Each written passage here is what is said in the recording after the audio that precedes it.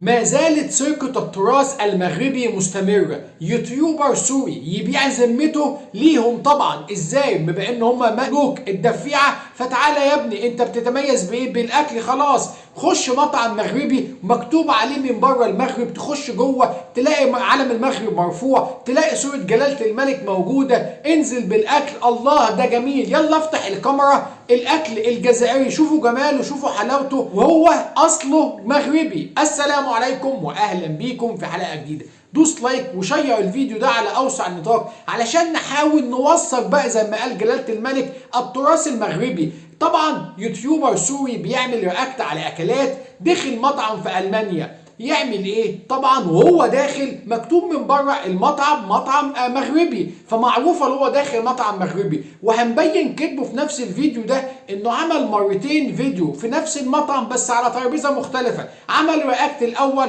على اكل مغربي على اساس انه جزائري، وقعد يصور وقعد يتكلم والله والجمال. وبعد كده شويه راح مصور اكل مغربي وبيحاول يعمل مقارنه ما بين الاثنين، ويقول لك الاثنين شبه من بعض عشان هم ثقافه ودوله واحده. منين ثقافه ومنين دوله واحده؟ يسكتوا المغاربه؟ لا طبعا ما يسكتوش. سيل على الصفحه بتاعته ويحاولوا يكذبوه لدرجه انه خلوه يمسح الفيديو وينزل بفيديو اعتراف رسمي ان هو صاحب المطعم ضحك عليه. طب صاحب المطعم ده اكيد مغربي، او اللي شغالين فيه عارفين ان ده اكل مغربي، بس للاسف يا ابني انت اتضحك عليك واتغرر بيك زي ما ناس كتير مضحوك عليها. انت خش اسرق، كمل سرقه التراث اللي هم ماشيين فيها الايام دي. الاسد مره يبقى اطلس مغربي ومره يبقى جزائري، ويقول لك انا دخلت جوجل لقيت فيه تشابه زي الاكل السوري والاكل اللبناني. شتان ما بين الثقافه والاكل والمطبخ المغربي وما بين المطبخ الجزائري. تعال شوف المطبخ الجزائري اللي بالنسبه لهم فايز على المرتبه الاولى عربيا وافريقيا وبتنجانيا. يقول لك ايه؟ خدوه فوق الدروز. مين اللي خدوه يا ابني؟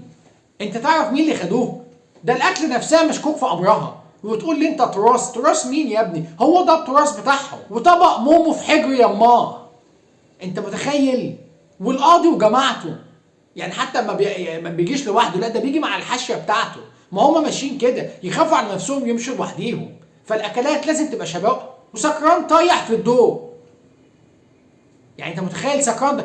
هو ده التراث. تعال اتكلم بقى، ده جزائري تراث يا دوبك بقاله 60 سنه. اما من 14 قرن، لا ده المطبخ المغربي ليه تراث موثق. خش اكتب كده على المغرب في جوجل الاكل والتراث المغربي، وخش اكتب التراث الجزائري. شتان ما بين مفيش مقارنه اصلا.